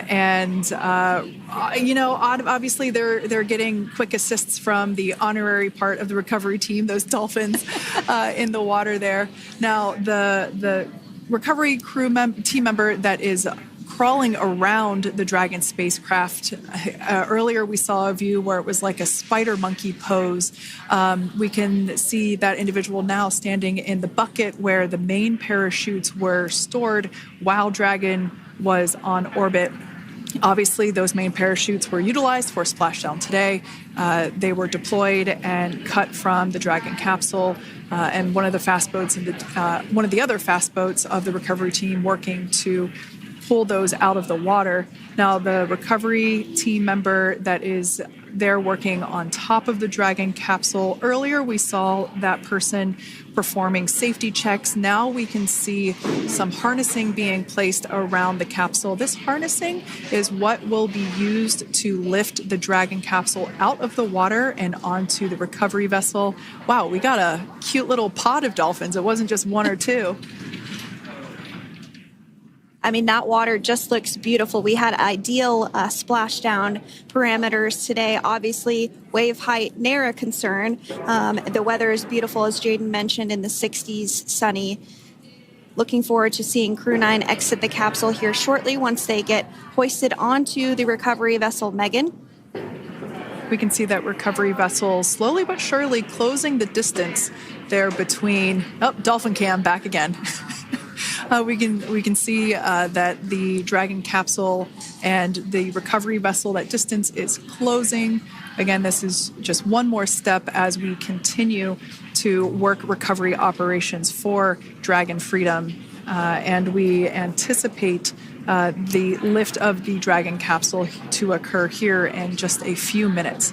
Now, once all of the rigging is on the capsule and it's hooked up to the recovery vessel, we will see the hydraulic arm, which is that kind of like bridge-like structure there at the aft end of the recovery vessel. We'll see that articulate backwards, and that's a good sign that we're getting even closer to pulling the capsule out of the water. It will then move forward, and the capsule will be placed inside of what you can see there is basically a basket. We call it the nest, Dragon nest, where that's where the capsule will be placed in order for it to be translated to the forward end of the vessel and for the astronauts to egress.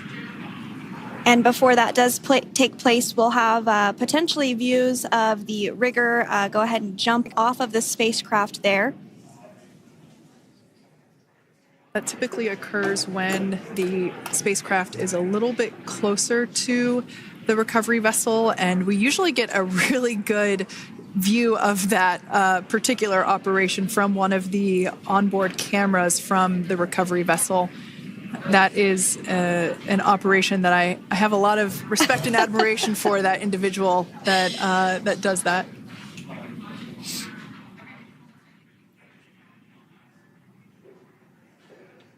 So again, Dragon continuing to get closer and closer to the recovery vessel Megan.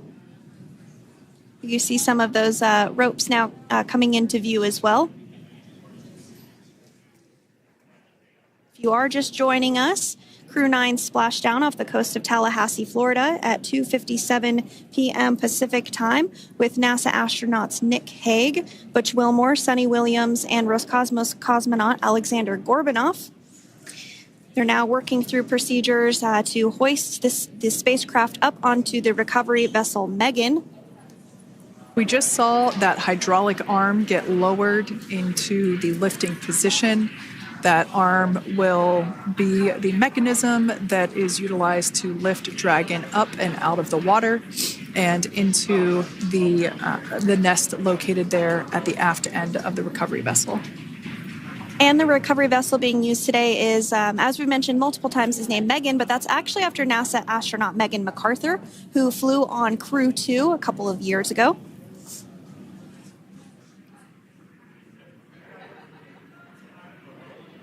We're getting some views now from actually inside the boat. Yeah, you're exactly right.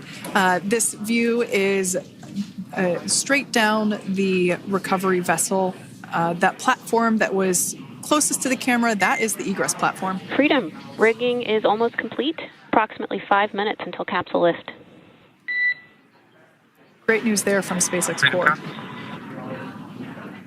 So about 5 minutes left until we see Dragon Freedom get lifted out of the water. That hydraulic arm, as I said before, is the mechanism that will lift it.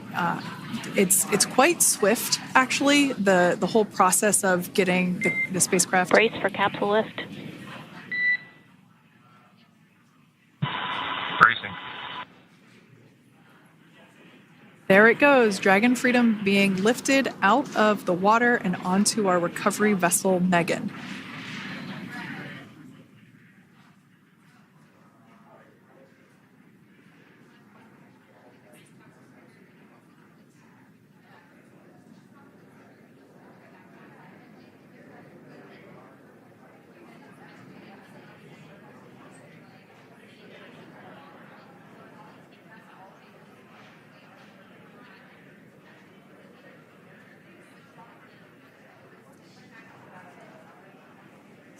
So once securely on, Welcome aboard the recovery vessel.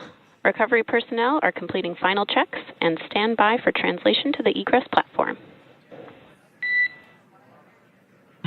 Freedom copies.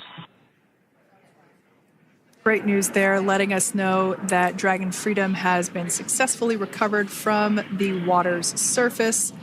If you've just joined us, we had an on-time splashdown at 5:57 p.m. Eastern Time, and we can now see that the water recovery operations are continuing to progress. The nest where the Dragon spacecraft is located is going to get moved forward. This will happen after one of the recovery crew members does some checks, and we'll also see some hosing.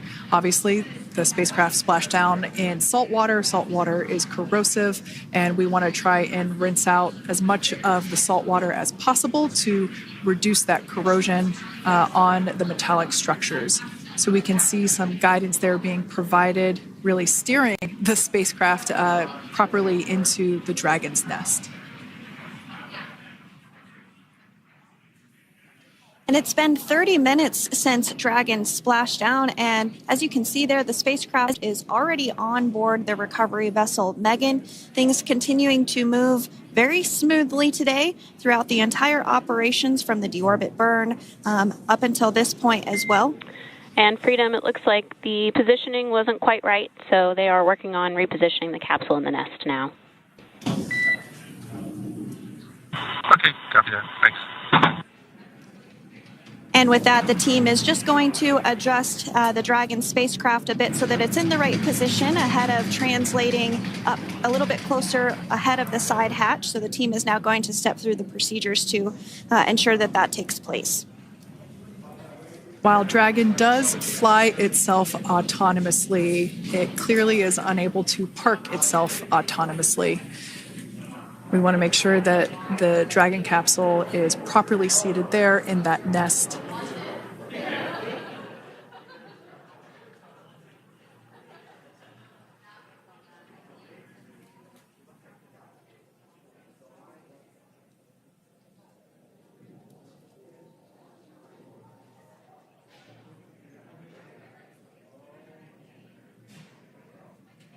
Once Dragon is fully seated in the nest, we'll probably see a bunch of that salt water come out from the bucket there located underneath the side hatch.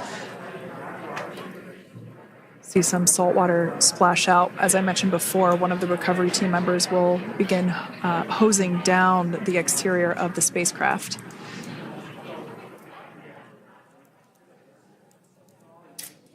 So you are continuing to get some great live views on your screen of Crew 9, which includes NASA astronauts Nick Hague, Sunny Williams, Butch Wilmore, and Roscosmos cosmonaut Alexander Gorbanov, who splashed down off the coast of Tallahassee, Florida, 2:57 p.m. Pacific time this afternoon. Now working to get that spacecraft situated in the nest. Just making some final adjustments and tweaks to ensure that it's nice and secure.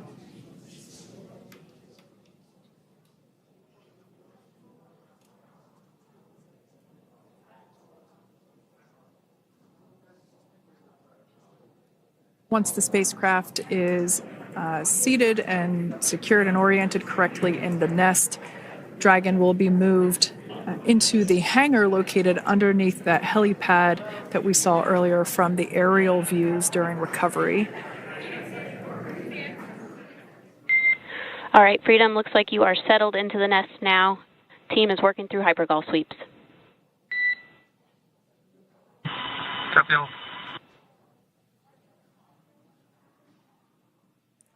Call out there telling us that the recovery team is doing the second round of those hypergolic sweeps. This helps ensure that everyone, all the recovery team members that are located basically right where this camera is located on, towards the forward end of the recovery vessel, that they will all be safe once the spacecraft is translated forward. So we're just doing some additional steps to make sure that the hypergolic propellant that is utilized for maneuvering the Dragon capsule while on orbit, making sure that none of those vapors are still present on the exterior of the capsule. That's right. And there are a variety of individuals on board the boat that help with recovery operations. Not only do we have the recovery personnel that you see here, but we also have a doctor that will check out the crew members as standard procedure. As with any spacecraft that is returning from space, we always perform a medical check with the crew. So you will see the crew come out of the capsule and be placed on stretchers, just like with the Soyuz landing and with all of our Dragon splashdowns. That is the nominal procedure.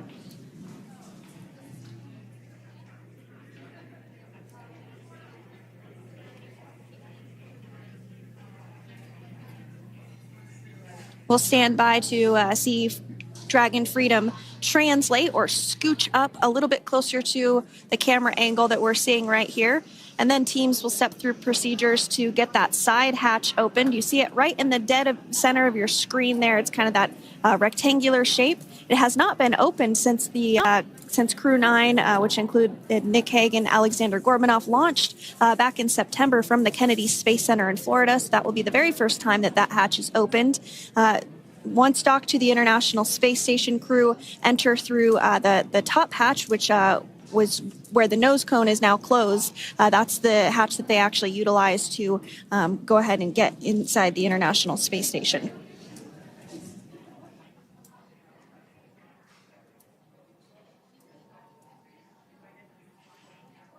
So as we get a little closer to that hatch opening procedure, you might start to see more individuals come into frame for some of that support.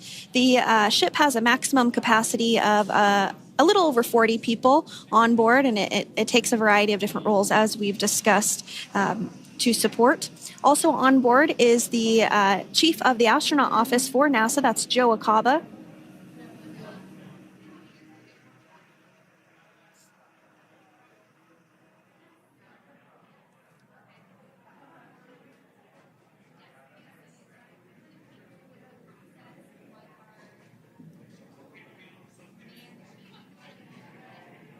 Now, while we are standing by for translation of the Dragon spacecraft to the platform there, the recovery platform that we see in the foreground, it is important to note that Nick, Sunny, Butch, and Alexander will be getting assistance from the recovery teams while exiting the spacecraft. This is the same process for any returning long-duration crew members.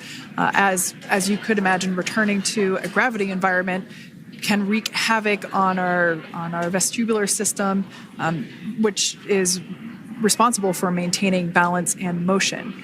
Of course, safety is our number one priority with this operation, so we'll see the crew members helped out of the spacecraft one by one, and they will be assisted the few feet to the medical quarters aboard the boat. And on board Dragon are three veterans space flyers. That includes Nick Hague, the commander, as well as Butch Wilmore and Sunny Williams.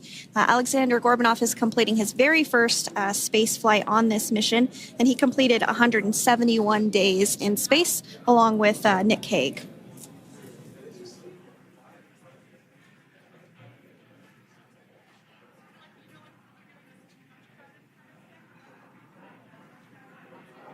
For those of you that have just recently joined us, well, I would encourage you to hit that rewind button and go back a few minutes. It was a beautiful splashdown of Dragon Freedom with the Crew 9 cohort on board. They had an on-time splashdown at 5:57 p.m. Eastern Time, 2:57 p.m. Pacific Time. We can see that the spacecraft... Freedom translation is in progress. Copy, and seal it. We can see that spacecraft was successfully recovered from the ocean surface and is now being washed with fresh water, as obviously they splashed down in salt water. So we're trying to rinse off as much of that salt water as possible. And we can see the spacecraft continuing to move closer and closer to that recovery deck. Freedom, the crew is working on side hatch opening now. Expect hatch open in about 2 minutes. Okay, copy that. And Kira, just wanted to say that you guys, you and the team did an awesome job, both uphill and downhill. Just really, really impressed. Thank you. Thanks, Nick. It's been an honor. This is a pretty exciting moment coming up. We are working to open the side hatch. One thing that may not be obvious from, just looking at the spacecraft here is that this side hatch that we're about to open, the last time it was open was when this spacecraft was at the launch pad. This side hatch is what is used for initial capsule ingress and final capsule egress, but all comings and goings from the spacecraft while it is on board the space station are from the forward hatch, which is located at the top of the spacecraft under that nose cone. So this is a pretty exciting moment because it will be the crew's first breath of fresh air since boarding their ships at the start of their journeys last year. And the very first person that will have the opportunity to say hello to the crew once that hatch is open is a SpaceX medical recovery personnel representative. Then we'll see procedures take place to remove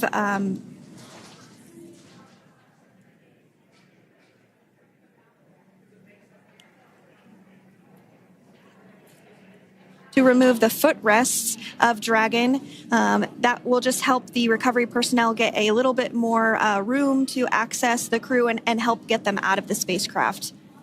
Yeah, you're absolutely right. Safety is, once again, top priority here, and removing those footrests from all 4 seats will be helpful as a SpaceX recovery team member will actually go into the capsule into Dragon Freedom to help the crew members unbuckle and stand up, and essentially we'll also see a fun little slide be put in place to help the crew members exit the spacecraft safely. So yeah, we're going to remove all 4 of those footrests to basically give a little bit more working room inside the spacecraft. That's right. And we did hear the go for that hatch opening, so we're just a couple minutes away from being able to see that. And then we might be able to get the chance to see a couple of views inside of the Dragon and see the crew following their splashdown. Now, opening that side hatch isn't quite like opening, the door to your car. We have to depress the seal around the side hatch, as well as, we'll now see them open that side hatch up.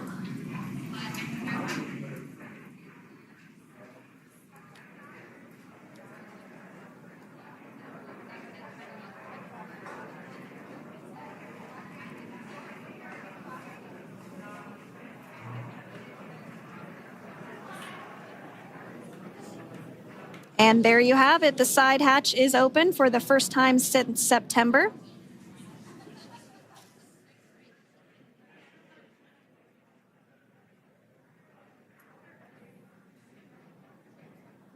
We can see some of the protective equipment there that was brought into frame that will help protect the edge of the side hatch, one from any potential damage. Oh, we can see the recovery crew member there taking photos of the side hatch seal. This is part of the standard operation for recovery.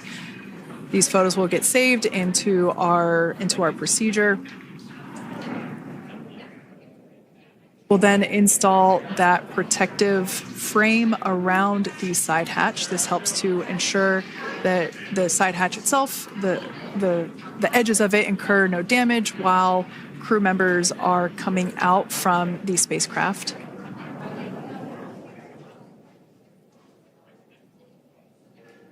If you missed it, there was also a recovery team member that went inside.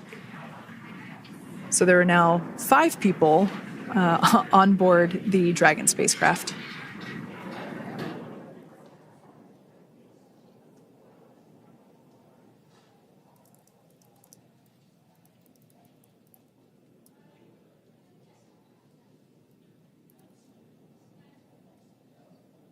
And if you are just joining us, it has not yet even been an hour since Crew 9 splashed down off the coast of Tallahassee, Florida at 2:57 p.m. Pacific time.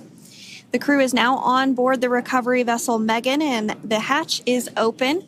The next major milestone that we'll see is when the crew will actually egress or exit the spacecraft. But before that, they'll continue to, the recovery personnel rather, will continue to install that protective area around the hatch and then remove the footrests. So we're a couple minutes away from seeing the crew egress, but not too long away.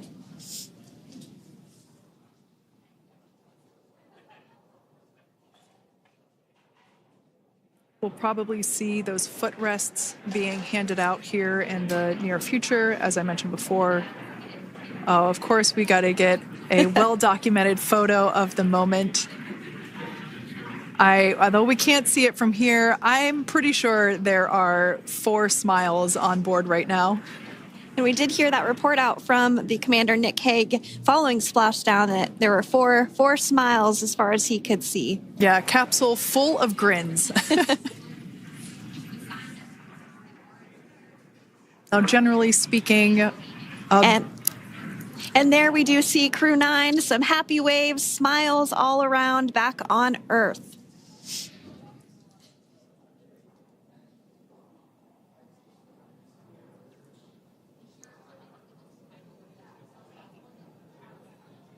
Generally speaking, we have the individuals in the 2 center seats of the spacecraft exit first. You might hear us refer to this as the exit process as egress. It's just another term for exiting the spacecraft. Generally speaking, we most of the time have the 2 center seats egress first, as it makes moving around inside the capsule a little bit easier.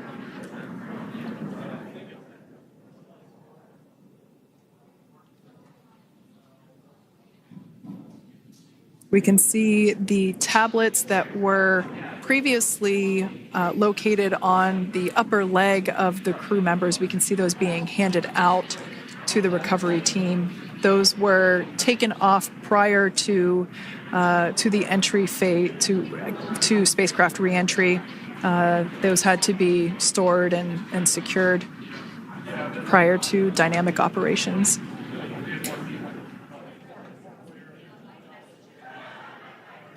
It looks like we are starting to see the footrests also be removed. I just saw one there on the screen. There are 4, of course, 1 for each crew member.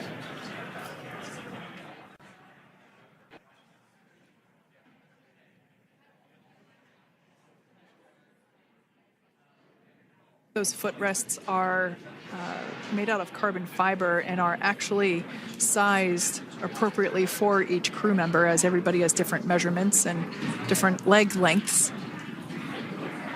Same goes for the armrests and the bucket length of each seat. We size those appropriately for the crew members and to ensure their comfort and safety. I believe we just saw the little ramp that is used to help slide the crew members out from inside the spacecraft.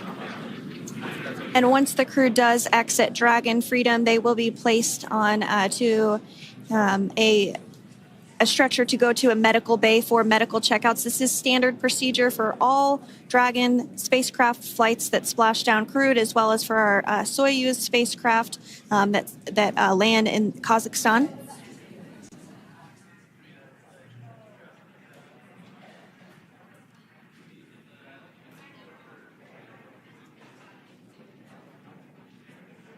We could see the exterior of Dragon Freedom quite clearly in this shot, and it's such a beautiful sight.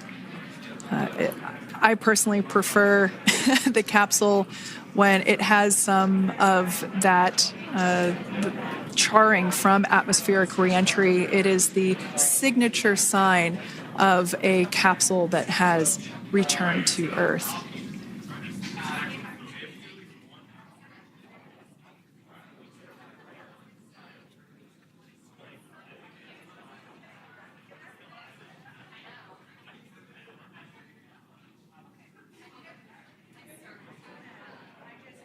Continuing to stand by for our first crew member to egress or exit Crew Dragon Freedom following their splashdown at 2:57 p.m. Pacific time. Dragon undocked from the International Space Station at 10:05 p.m. Pacific just yesterday, so it was about 17 hours of phasing.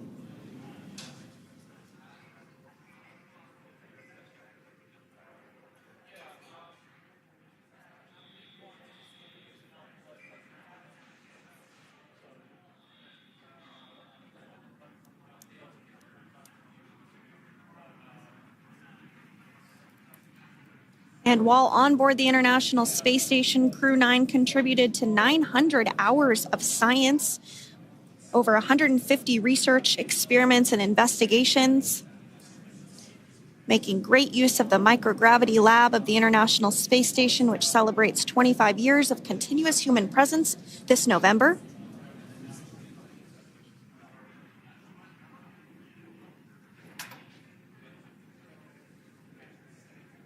Looks like we're about to get our first crew member here upon egress of the Dragon spacecraft.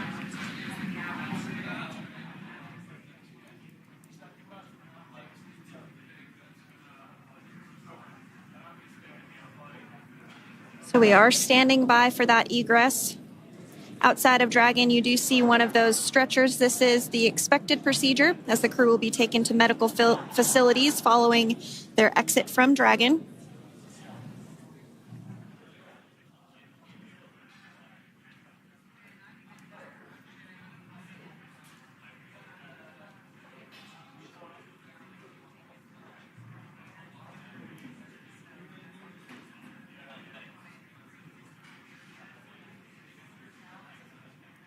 We can see folks on board clapping as our first crew member. And that is NASA astronaut Nick Hague, commander of Crew 9, now out of Crew Dragon Freedom. Some smiles, thumbs up, and a wave. Can't get any better than that. Yeah, that is one happy camper, that's for sure. As we said before, it is standard procedure for all of our long-duration crew members to receive assistance upon egressing from the spacecraft. We basically help them move off of the recovery deck and into the private medical quarters for their initial consultation with the SpaceX flight surgeon. So we'll see that take place for all 4 of our crew members today.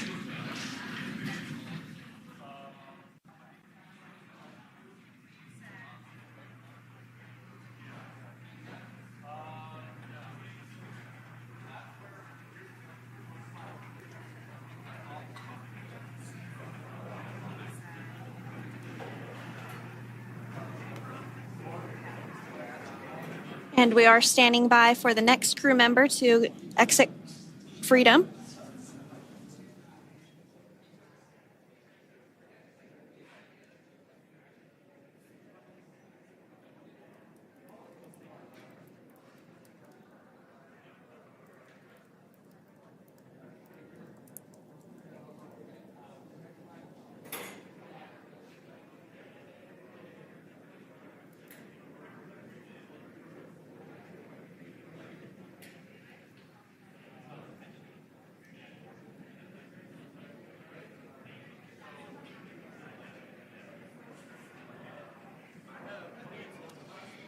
Next up out of the capsule, we expect Roscosmos cosmonaut Alexander Gorbanov. His first space flight. Spent 171 days in space alongside NASA astronaut Nick Hague. Looks like we're getting some cheers and clapping on board as Alexander is slid down the little ramp and placed into the mobility aid. Once again, big smile.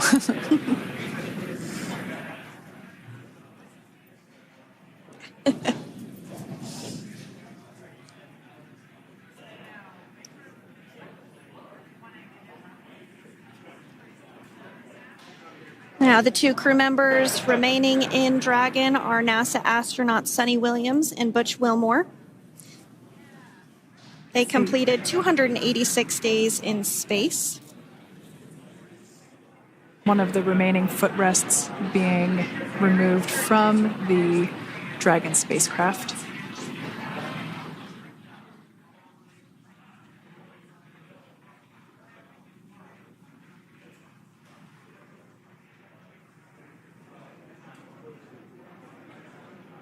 As I said before, we generally try to have the crew members that are located in the two center seats aboard Dragon, and we like to have them egress first if possible, as it creates a little bit more movable working room inside the spacecraft.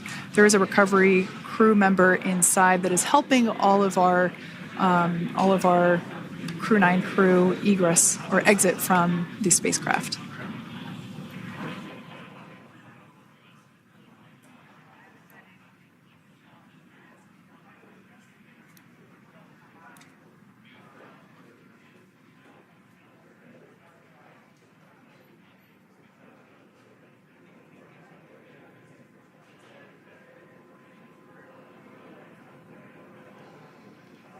We are standing by for the next crew member to egress or exit Crew Dragon Freedom following the splashdown not even an hour ago at 2:57 p.m. Pacific time.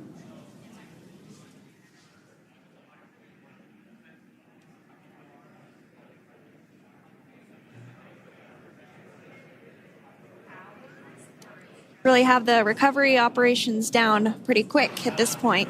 Yeah, it's pretty incredible to think that, just 5 years ago when we were doing the initial demonstration missions of the Dragon for Crew Dragon, that now we're under about 30 minutes for, to retrieve the spacecraft from the water, and just several minutes here while it's been on board, and to get everyone, really to get that side hatch open.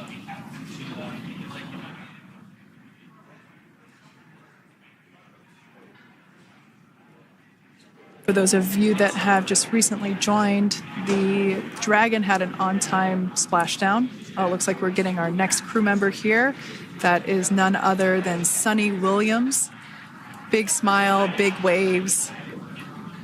She, like her other crew members, now will be assisted onto the mobility aid.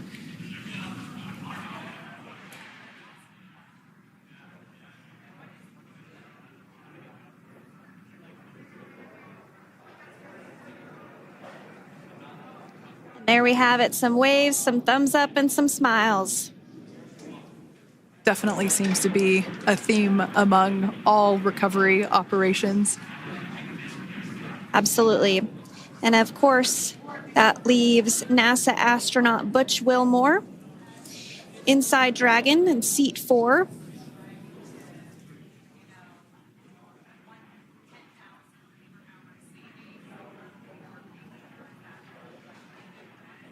We're getting some views of him now as he egresses or exits the spacecraft.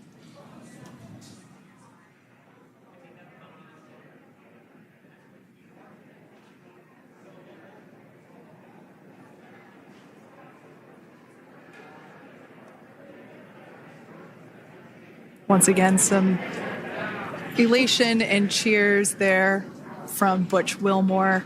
As we mentioned before, returning to Earth coming from a microgravity environment can wreak havoc on the body. So it is customary and just standard procedure for all of our long-term space residents to get assistance once they are back on board the recovery vessel.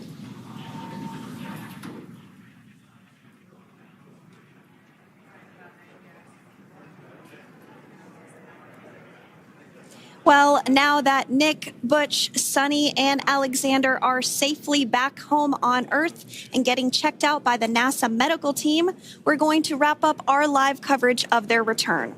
The Crew 9 mission began a little differently than usual since Butch Wilmore and Sunny Williams were already aboard the space station when Nick Hague and Alexander Gorbanoff arrived on the Crew 9 spacecraft in September. Having arrived as the crew flight test crew for Starliner, Wilmore and Williams were fully fully incorporated into the space station's Expedition 72 team and began research and other work aboard the station along with the other crew members. Williams commanded the orbiting laboratory for much of the expedition. After a successful liftoff and separation from Falcon 9, Nick and Alexander made a short flight on board Dragon to the International Space Station. Veterans of long-duration space station missions, both Williams and Wilmore conducted spacewalks during their 9 months in space. Like all crews on the station, Crew 9 had the ability to leave at any point had there been an emergency. With their full-duration mission coming to an end, the crew began packing up their personal items for their return to Earth about a week ago and worked through tasks and shared lessons learned with Crew 10 teams as they arrived a few days ago. Their journey home began about 17 hours ago when they closed the forward hatch to Dragon and undocked from the space station at 10:05 p.m. Pacific, 1:05 a.m. Eastern. After 4 successful departure burns and a phasing burn to line up their orbit, Nick, Butch, Sunny, and Alexander rested for a few hours before waking up to prepare for re-entry this morning. We jettisoned Dragon's trunk and performed our final on-orbit maneuver, the approximately 7.5-minute-long deorbit burn, and that occurred at 2:11 p.m. Pacific, 5:11 p.m. Eastern Time. And that sent Dragon on its path home. The spacecraft re-entered the Earth's atmosphere and slowed its descent with successful deployments of 2 drogue parachutes and 4 main parachutes, with the final splashdown occurring off the coast of Tallahassee, Florida at 2:57 p.m. Pacific, 5:57 p.m. Eastern. Following that successful splashdown, we saw SpaceX recovery experts move in and prepare Dragon Freedom for its lift onto the recovery vessel. And just a little less than an hour following splashdown, we saw Nick, Sunny, Butch, and Alexander make their way out of Dragon and into the recovery ship's medical facilities, safe and sound. Next up, they'll catch a helicopter flight back to shore, where they'll transfer to aircraft that will take them home. The astronauts will take a NASA plane for the short flight back to Houston, where they'll be reunited with family and friends to bring an end to this mission. It's been an honor and a privilege to share their journey with all of you as we continue this new era in human spaceflight. Return today marks the end of the direct handover we executed after successfully launching the Crew 10 mission to the space station just last week on Friday, March 14th. Thank you, as always, for joining us for tonight's coverage of the splashdown of Crew 9. Remember to follow SpaceX on X and NASA online and on social media for updates for the very latest on crew and cargo flights to and from the International Space Station. And we'll continue to share the progress of Nick, Sunny, Butch, and Alexander on social media as they travel back home. We do also have a post-splashdown media briefing coming up at approximately 4:30 p.m. Pacific, 7:30 p.m. Eastern, where leadership will share a final update as we conclude this successful mission. So, from all of us at NASA and SpaceX, welcome home, Crew 9. So long.